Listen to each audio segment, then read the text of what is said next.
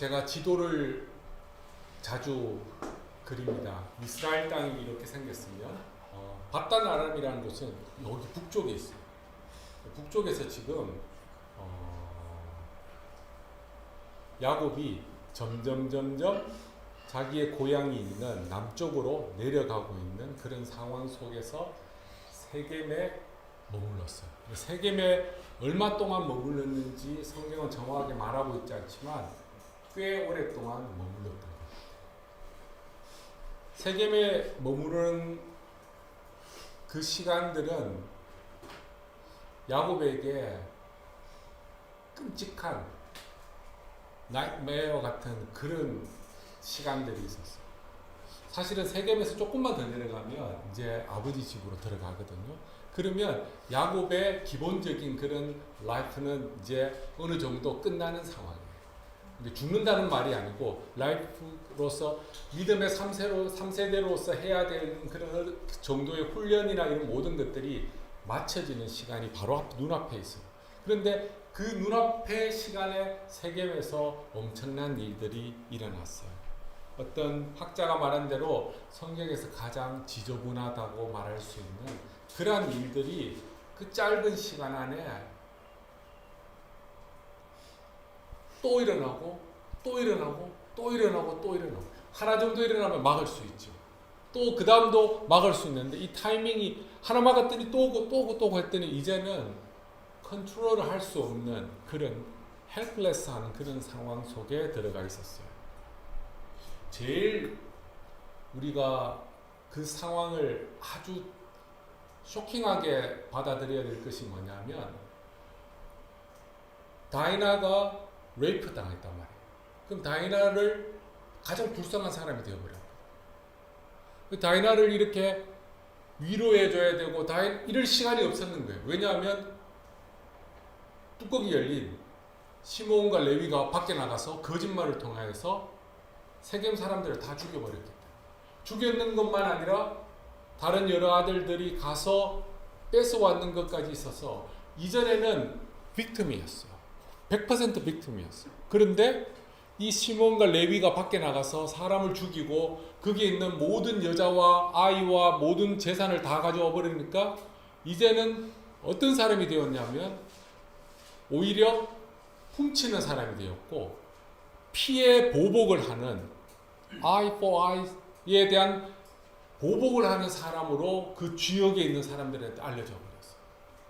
불쌍한 사람이 아니라 쟤는 무서운 놈이라는, 그리고 저런 애는 같이 살 수가 있을까라는 생각이 들 정도로 굉장히 위험한 그런 상황에 처하게 되었어요. 그래서 세겜의 가족들이 분명히 모여서 회의를 했을 거예요. 우리가 어떻게 할 것인가. 말하지 않아도 마음속에 다 어그리하고 있는 것은 쟤들은 죽여야 되겠다는 그런 생각들을 가지고 있어요. 이거는 밖에 있었던 상황이고 야곱의 집 안에서는 난리가 났죠. 다이나는 빅팀이 되어 있었고 그 다음에 시몬과 레위는 과장을 조금 해서 이야기하면 온몸에 지금 피를 다 묻힌 상태에서 여전히 부들부들 막 떨고 있는 그런 상황입니다. 다른 아들들은 그 피 묻은 곳에서 가져왔던 물건을 챙긴다고 정신이 없는 그런 상황이고 아버지는 그 상황이 너무 충격스러워서가 아니라 이 일로 인하여 자기한테 어떠한 피해가 돌아올 것인가 생각했더니 너무 화가 나기도 하고 너무 무섭기도 하고 어쩔 줄 중심을 잡지 못하는 그런 상황. 그래서 자식들에게 너 때문에 지금 우리가 아니고 너 때문에 내가 다 죽게 되었다라고 말했을 때 그 아들들이 뚜껑이 열린 상황이니까 아버지고 뭐고 상관없는 거예요. 아버지에 대해서 막 대들고 안에서도 해결할 수 없는 상황, 밖에서도 해결할 수 없는 상황에 하나님이 인터베인 하셔서 하셨던 말씀이 세겜을 떠나라. 네가 사랑했던, 네가 많은 것들을 투자하였던 세겜을 이제 떠나야 되겠다. 떠나고 환난 중에 나를 만났던 베델로 모두 다 올라오라 라는 명령을 합니다. 그러면 오늘 그 명령에 따른 1절에서 14절까지에 있는 내용을 제가 중간중간마다 설명을 해드릴게요. 1절 여러분 시작.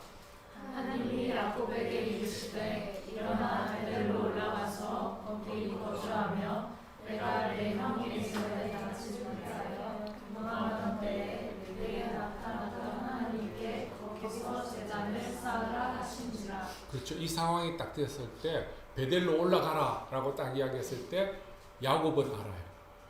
이 상황이 어떤 상황인지. 자기가 형에게 맞아 죽을 수 있는 그런 상황. 오직 피할 수 있는 길은 그 길 하나밖에 없다는 그 생각을 가지고 올라가는 거예요. 그리고 2절에 보면 제가 조금 설명을 할게요. 야곱이 이에 자기 집안 사람이라는 자기 가족과 4명의 아내와 11명의 아들과 딸 다이나와 자기와 함께한 모든 자. 이 사람들은 누구냐면 아마도 바단 아람에서 생긴 종들과 그의 가족들, 그리고 플러스 세겜에서 야곱의 아들들이 훔쳐오고 뺏어온 사람들까지 포함이 되어 있어요. 이르되 너희 중에 있는 3가지를 해야 되겠다. 첫 번째는 이방의 우상을 버리라. 두 번째는 너희 자신을 깨끗하게 정결하게 하라는 거예요.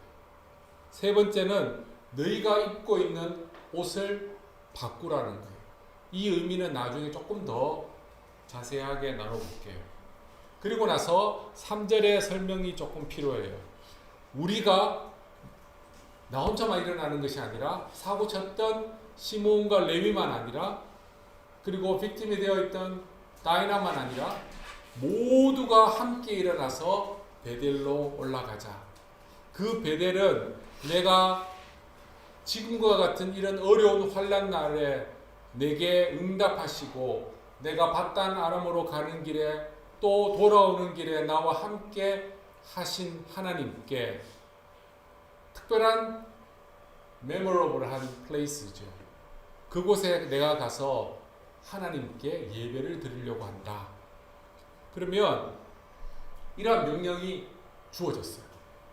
자, 야곱이 자, 다 같이 올라가자라고 이야기했을 때 가족들 모두들이 예 하고 일었었습니까? 아니면 어떤 분위기예요? 자기가 잘못해놓고 자기가 올라가고 전부 다 뭐 자기 문제 아닌가요? 이렇게 말할 수 있는 분위기. 그리고 세겜에 있는 사람들은 파든 말이 안 통할 수도 있고 왜 나 지금 끌려왔는데 뭐 잡아서 가든지 너 맘대로 해라 이렇게 할 수도 있는 분위기고 아들들은 뭘 조금만 이야기하면 베델이 어떻고 이야기하는데 지금도 또 베델 가자고 이야기했어요. 그리고 더 무서운 이야기를 해요.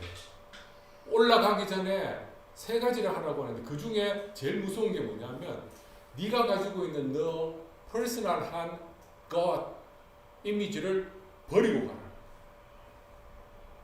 그 당시의 사람들은 지금은 세상이 누가 보호를 해주느냐 하면 커뮤니티가 아니면 컨트리가 보호를 해줘요. 그리고 이웃 나라들이 서로 보호를 해주는 거예요. 물론 이웃이 러시아고 이렇게 하면 힘들어져요.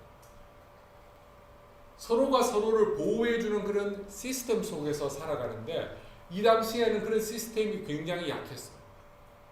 그래서 이 사람들이 그 시스템도 어느 정도로 트러스트 하지만 더 트러스트 하는 것은 자기의 own 것을 통하여서 자기의 security를, safety를 확인하려고 하는 그런 마음이 있었어요. 그런데 그거 들고 다른 곳에 간단 말이에요. 갈 때마다 쳐다보면서 뭐라고 이야기해요. 아이고 오늘까지 살려주셔서 감사합니다. 내일도 지켜주세요 라고 이렇게 하고 가는데 지금 베델이라는 곳에 올라가는데 이거 버리고 가라는 거예요. 사람들이 이거 버릴 수 있을까요? 못 버릴까요? 굉장히 어려운 상황이에요. 그런데 야곱이 그렇게 하자라고 이야기했을 때 성경에 보면 어느 누구도 objection 이렇게 나는 반대합니다라고 말할 수가 없었어요. 왜냐하면 이 상황은 only the way 그 방법 위에는 아무도 이 문제를 해결할 수 없다는 것을 모든 사람들이 mutually 다 agree하는 그런 상황에서 일어났던 거예요.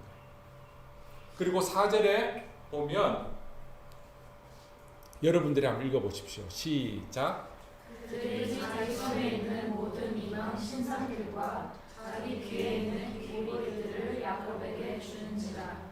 야곱이 그것들을 세겜 근처 상수리나무 아래에 묻고. 자, 여기 보면 이방의 우상들은 기억이 나죠. 그런데 여기 있는 귀고리는 왜 줬을까요? 베델에 올라가는데 너무 무겁죠. 이게 너무 무거워가지고 그냥 주는 거예요. 이게 왜 줬을까요? 뭐라고요? 주술적인 그런 의미를 가지고 있어요. 그러면서 동시에 한국의 부적과 같은 그런 거예요. 이방 신상이 크잖아요. 드라빈 같은 경우에는 좀 들고 다니기가 조금 불편할 수도 있고 핸디하게 몸에다가 붙이는 게 귀걸이에요. 오늘 많이 달고 왔네. 오늘 여러 신들이 여기 계시네. 이 귀걸이도 우상의 한 부분이에요.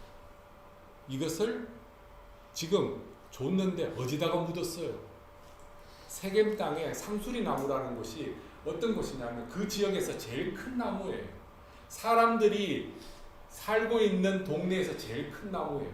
그들은 무슨 생각을 했냐면 그 나무가 홀리해서 자기들을 보호해 준다는 그런 생각이 있어요. 근데 거기다가 지금 묻는다는 말은 좋게 이야기해서 묻는다는 거고 나쁘게 이야기하면 거기다 덤프한다는 말이에요. 좀 더 리얼리스틱하게 영적으로 이야기하면 거기에다가 지금 퓨너럴 서비스를 하겠다는 거예요.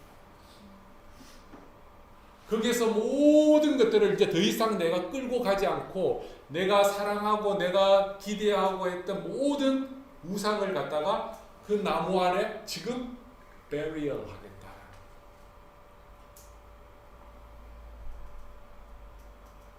세겜 사람들이 있었으면 쟤 뭐지? 라고 했었는데 세겜 사람이 없어요. 다 죽었어요. 남자들 이미 다 죽고 여자들은 지금 다 끌려가는 상황이고 그러면서 끌려간 사람들은 기억하겠죠. 나중에 내가 여기 와서 다 판다. 여기 보면 금도 있고 내가 이렇게 생각할 수 있는 분위기가 아니에요. 하나님의 명령에 다 순종할 수밖에 없는 그런 상황.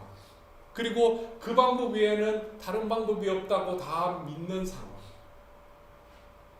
놀랍게도 5절에 보면 그들은 떠났지만 기적과 같은 일이 일어났습니다. 야곱의 아들들을 추격하는 사람이 없었습니다. 그 이유는 베델의 하나님이 그 사면의 모든 지역에 있는 사람들을 크게 두려워했기 때문에 아무도 그들을 죽이려고 따라오는 사람이 없었다. 이거 기적이에요. 첫 번째 기적은 야곱이 버려라고 이야기했을 때 버렸는 그 놀라운 기적이 일어났고 더 대단한 것은 하나님 앞에서 그렇게 했단 말이에요. 근데 하나님께서 사방에 있는 사람들에게 두려움을 주어서 더 이상의 죽고 죽이는 일이 없었다는 거예요. 6절에 여러분 시작.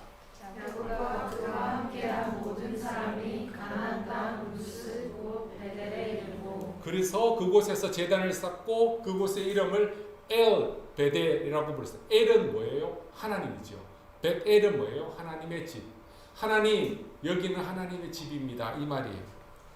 이는 그의 형의 낯을 피할 때에 하나님이 거기서 그에게 나타나셨기 때문입니다. 라고 이야기해요. 그 다음에 8절을 이야기합니다. 8절에 지금 누구 이야기가 나와요? 리브가의 유모가 뭐예요? 리브가를 키워줬던 사람이에요.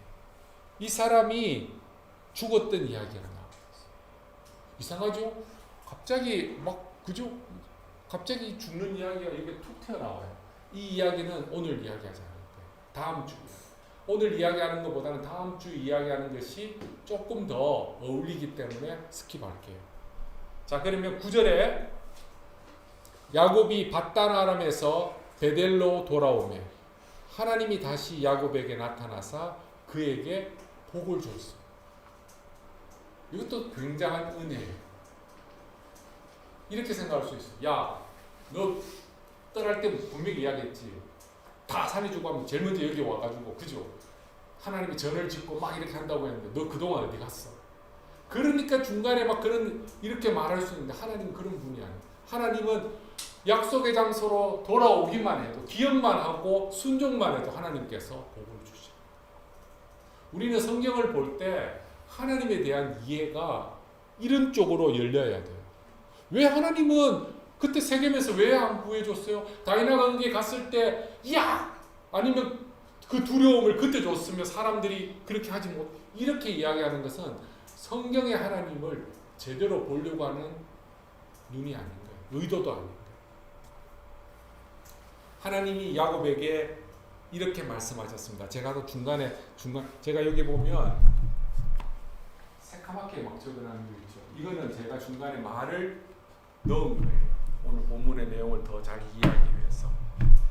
하나님이 야곱에게 이렇게 말씀하십니다. 내가 약복강 가까이에서 너에게 야곱이라는 이름 대신에 새로운 이름 이스라엘을 너에게 주었지. 지금 내가 너에게 한 번 더 컨펌하고 리마인드 시켜준다.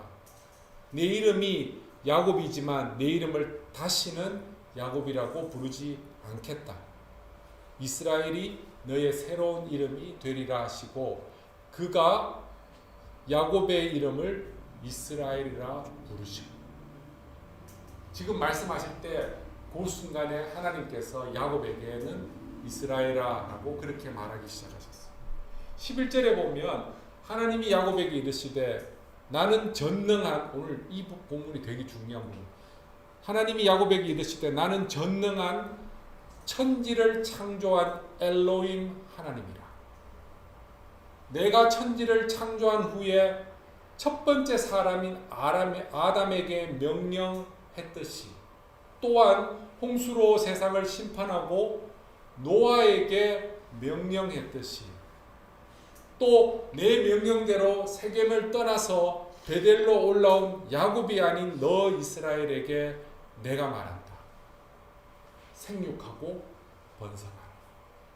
생육하고 번성하라는 말은 창조 때 노아에게 이야기했던 말과 똑같은 말이고 똑같은 음성이고 똑같은 약속이에요. 그리고 나서 뭐라고 말씀하셨냐면 바로 한 백성과 이렇게 하는데 그 앞에 무슨 말이 들어가 있냐면 그리고 아브람과 이삭에게 약속했던 하늘의 별과 바다의 모래와 같이 수많은 자손을 약속한 것뿐만 아니라 내가 좀 더 구체적으로 디테일하게 말해줄게. 왜냐하면 하나님과의 맺은 언약은 뒤로 가면 갈수록 더 어떻게 돼요? 더 클리어해지고 더 크리스탈라이즈 되어지는 거죠. 뭐라고 말씀하냐면 너를 통하여 하나의 큰 백성이 나타나고 그 백성들의 어셈블리가 너에게서 나오고 왕들이 너의 자손에서부터 나온다는 것을 구체적으로 딱 이야기. 왕들이라는 말은 그냥 그 속에 따라다니는 사람이 아니라 그들을 인도하고 그들을 하나님 앞에 드러낼 수 있는 권력자로 하나님께서 해주시겠다는 거예요. 실제로 나중에 다윗 왕이 있었고 누가 있었어요? 예수님까지 있었죠. 12절 또 이렇게 말합니다. 이 말씀도 되게 중요한 말씀이에요. 그리고 내가 믿음의 1세대 아브라함과 믿음의 2세대 이삭에게 언약으로 준 땅을 믿음의 3세대 이스라엘 너에게 주고 전능한 엘로힘 하나님 내가 믿음의 4세대 5세대 그리고 세상 끝날 때까지 내 디센던츠들에게 그 땅을 주리라 하시고 이렇게 보면 그냥 제가 지금 중간에 이 내용이 들어가니까 이 지금 하나님이 이 말씀하셨던 이 내용이 엄청난 무게를 가지고 지금 야곱에게 주어지는 거예요. 야곱은 하나님이 지금 제가 말씀하셨던 그런 컨텍스트 안에서 하나님 말씀을 이해하고 있는 거예요. 우리는 요구만 이해하는 것이 아니라 아까 지금 이야기했던 것처럼 야곱과 똑같은 그런 상황에서 이 말씀을 지금 듣게 되는 거예요. 13절에 여러분들이 하십시오. 시작. 하나님이 그와 말씀하시던 곳에서 그를 떠나 올라가시는지라.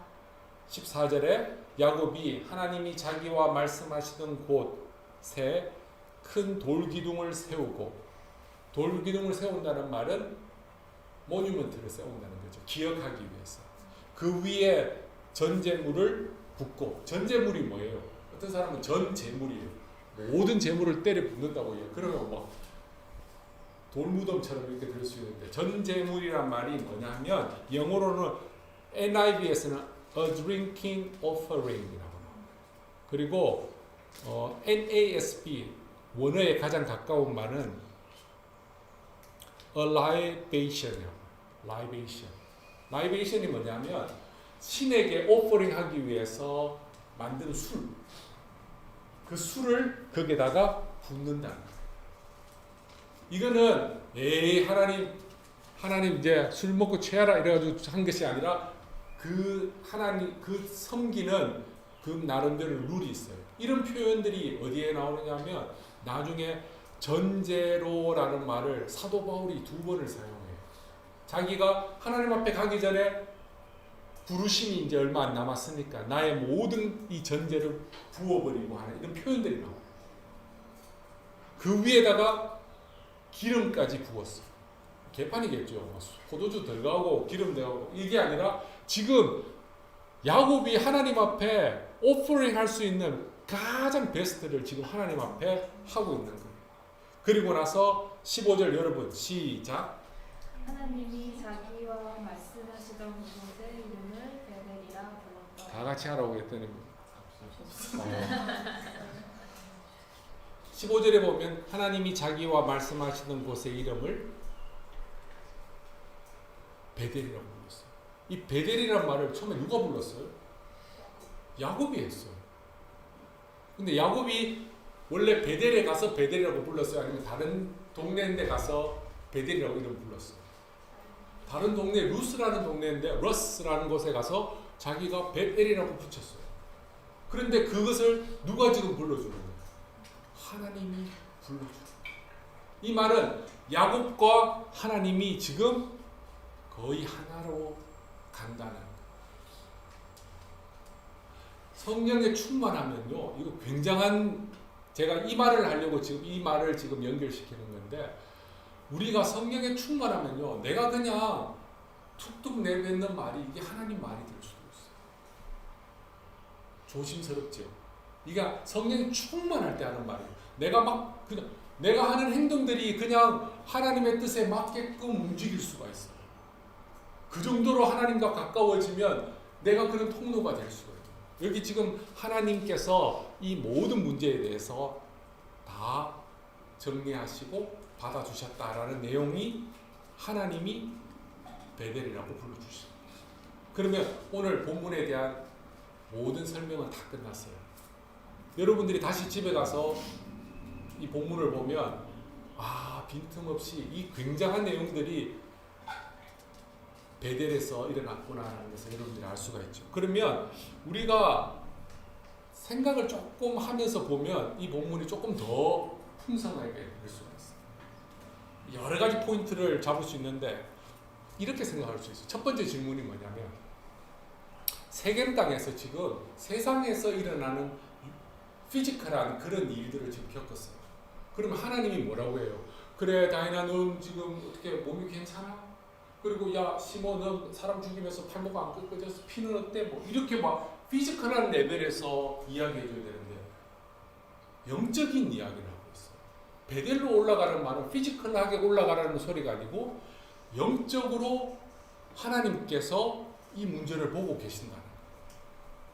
제 말 또 무슨 뜻인지 이해가 되죠? 그러면 세겜에서 일어났던 사건이 두 가지로 볼 수가 있어요. 하나는 피지컬한 그런 사건이지만 영적인 문제 때문에 일어날 수도 있었다는 것을 생각할 수 있죠.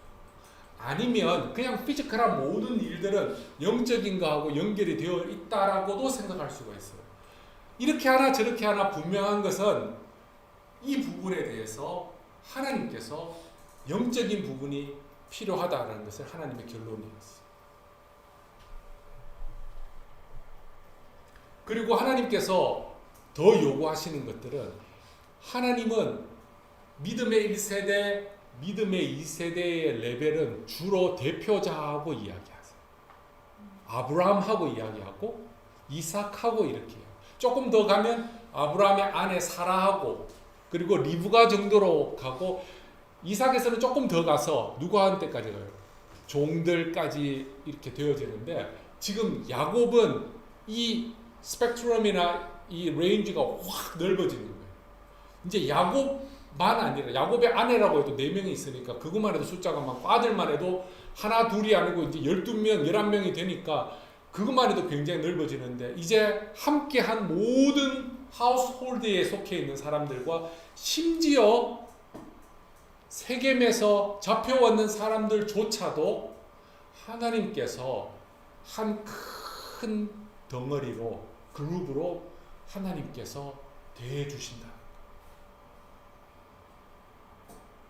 우리가 믿음의 1세대, 2세대는 처음에 다 혼자서 막 그렇게 하는 것처럼 쟤들은 언제 뭐가 되겠나라고 생각하는데 하나님이 믿음의 3세대, 4세대 이거 쟤들은 겨우 연결해야지라는 그 수준이 아니라 밑으로 내려가면 갈수록 더 브랜치스들이 더 많도록 하나님께서 해주시는 거예요. 그래서 하나님께서 이들을 한꺼번에 만나 주시려고 베델로 올라오라고 이야기해요. 이렇게 이야기할 때 악한 사람들은 또 뭐라 합니까? 그래 베델로 그냥 올라오면 되는데 괜히 세겜에서 그 사건을 만들어 가지고 애들 마음을 갖다가 다 막 흔드는 후에 하나님이 이렇게 말하면 안 되죠. 하나님은 머릿속에 악한 생각이 없으신 분이에요. 악에 대해서는 미워하시는 분이에요. 오히려 악을 선으로 바꾸시는 분이죠. 하나님은 세겜에서 죽을 지경이 되었던 야곱에게 가서 야곱만 아니라 야곱과 함께하는 모든 사람들까지 다 살리시기 위하여 하나님께서 베델로 초청하신 거죠.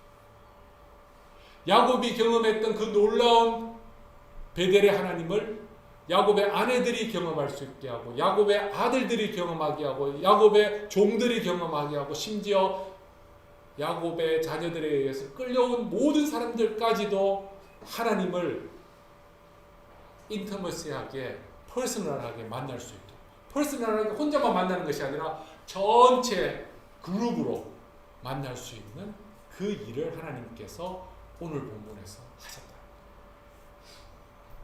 이제는 베델의 하나님이라고 이야기할 때 전에는 그랬어요. 나중에 우리 베델에 한번 가긴 가요? 라고 이야기할 수 있고 그리고 뭐 야곱이 뭘 조금만 이야기하면 베델에서 눈물 쭈글쭈글 부인이 이 사람은 뭐 이야기만 하면 베델이었다. 전혀 커먼 그라운드가 없었어요. 그런데 이제는 다 같이 야곱의 집에 있는 사람들한테는 베델의 하나님 이렇게 이야기하면 사람들이 전부 다 베델의 하나님이 우리를 살려주셨지. 베델의 하나님이 우리를 복주셨지. 이게 되어져 가는 거예요. 이 신앙이라는 것은 전달이 되고 연결이 되고 해서 더 많은 사람들이 경험할 수 있게 해주는 것들이 바로 이거예요. 베델로 올라가라는 말을 들었을 때 야곱은 알아요. 야곱이 옛날 같았으면 베델로 야 아들아 이제 베델로 올라간다 빨리 짐 챙기라 이게 아니라 야곱은 하나님이 베델로 올라간다는 말은 하나님이 만나주신다는 거룩하신 하나님이라는 걸 알고 있었어요. 그래서 알아서 하나님이 명령하지 않았는데도 자기가 스스로 신상을 버리라고 하고 귀걸이 구태해가지고 이야기하고 옷도 바꾸라고 이야기하고 그 다음에 정결하게 하라 이런 말을 다 했어요. 여기에 좀 우리가 하나 더 생각할 것들이 뭐냐면 세겜에서 잡혀온 사람들 이 사람들은 세겜 땅에 사는 게 더 편해요. 괜히 뭐 이제는 가면 종이잖아요. 완전히 억울한데 근데 이 사람들이 억울하게 생각을 하지 않았던 것들이 나중에 느껴질 거예요. 야곱을 하나님께서 얼마나 사랑하시고 얼마나 하나님께서 이끌어 주시고 정결한 것들이 왜 필요하냐면 이스라엘에서 전쟁을 해요. 밖에 나서 전쟁 나서 이기잖아요. 이기면 거기 있는 것들을 가지고 오죠. 가지고 올 때 불을 통과해서 오게 돼 있어요. 사람은 오면 죽지요. 사람 불을 이길 수 없는 사람들은 씻어서 통과해서 캠프로 들어오게. 그리고 불을 이길 수 있는 쇠, 메탈 이런 같은 경우에는 어떻게 해요? 불을 통과해서 올 수 있어요. 하나님의 땅, 하나님의 프레젠스가 있고 하나님의 약속이 있는 곳은 더러운 곳이 들어올 수가 없어요. 그 어떤 것도 들어올 수 없어요. 그래서 하나님께서 베델에 올라가기 전에 정리를 하고 정결하게 한 상태에서 복받을 수 있는 상황이 되게 해서 하나님께서 들어오게 하신 거예요. 이것도 오늘 우리에게 큰 메시지를 주는 거예요. 하나님 우리 복 주세요라고 말하기 전에 우리가 하나님 앞에 정결하는 것들이 굉장히 중요해요.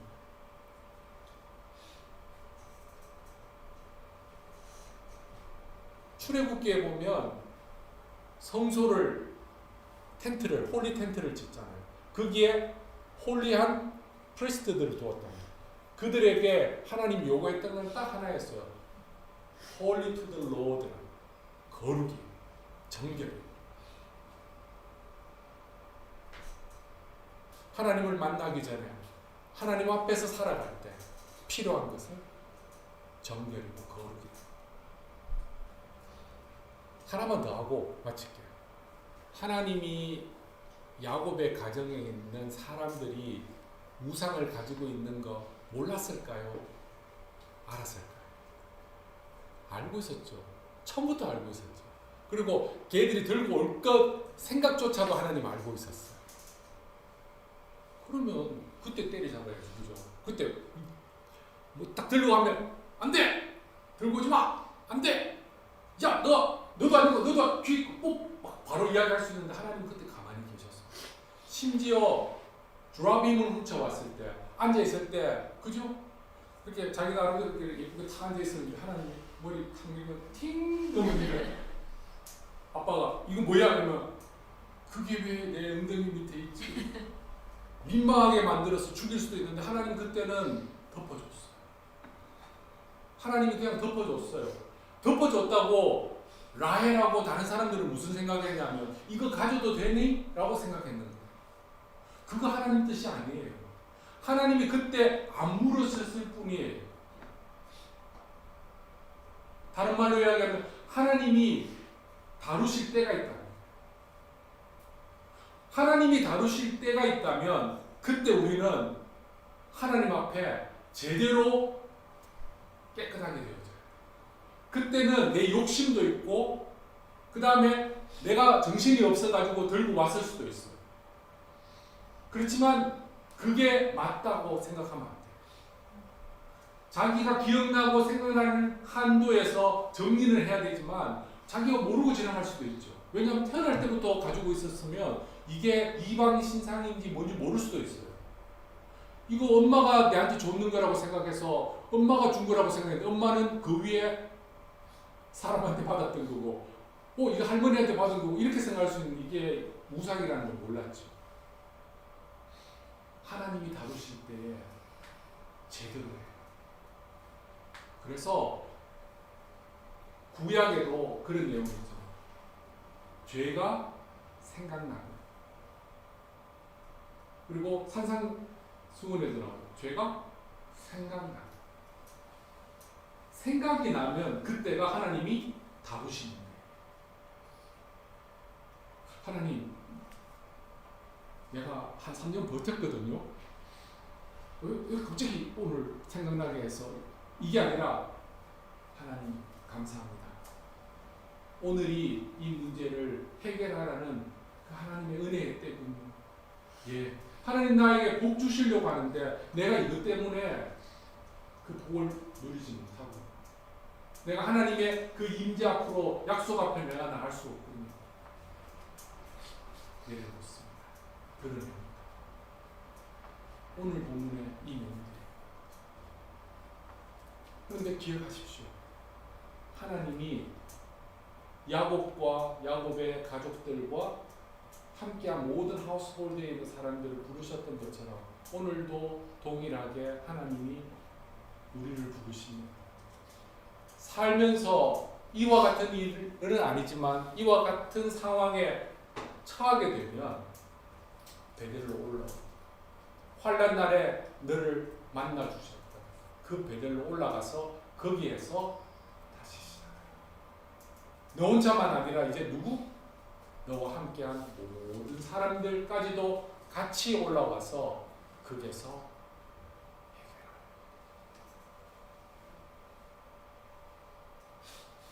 지금은 여러분 이 말씀이 어느 정도로 와닿는지 모르겠지만 여러분들이 살아가면서 이와 같은 상황들을 보게 될 거고 어쩌면 여러분들이 또 인volve 될 수도 있어요. 그러면 이 말씀을 기억하십시오. 베델의 하나님을 만나라. 그것은 하나님이 복 주시기 위해 하나님의 땅에 믿음의 3세대로서 넉넉하게 서게 하기 위한 하나님의 구원의 은혜의 인비테이션 초청입니다. 그래서 베델의 하나님을 야곱이 경험했고 야곱의 가족들과 야곱의 하우스홀드들이 식솔들이 다 경험했던 것처럼 오늘 이 말씀을 전하는 제가 경험하기를 원하고 오늘 이 말씀을 듣는 여러분들이 베델의 하나님을 경험하기를 원합니다. 그러기 위해서는 여러분들이 이번 주에 돌아가서 내가 하나님 앞에 그죠? 버려야 되고 묻어야 되고 깨끗하게 해야 되고 그 다음에 옷을 바꿔 입어야 돼요. 옷을 바꾸고 있는 것은 무슨 의미인지 알죠? 그죠? 성경에 보면 그리스도의 옷을 입어라. 옛 옷을 버리고 새 옷을 입어라. 이런 완전한 새로운 아이덴티티로 살아가라고 하는 하나님의 명령입니다. 이 말씀을 통하여서 여러분들이 베델의 하나님을 경험하고 베델의 하나님을 전하는 귀한 믿음의 공동체 되시기를 주님의 이름으로 축복합니다. 기도하겠습니다.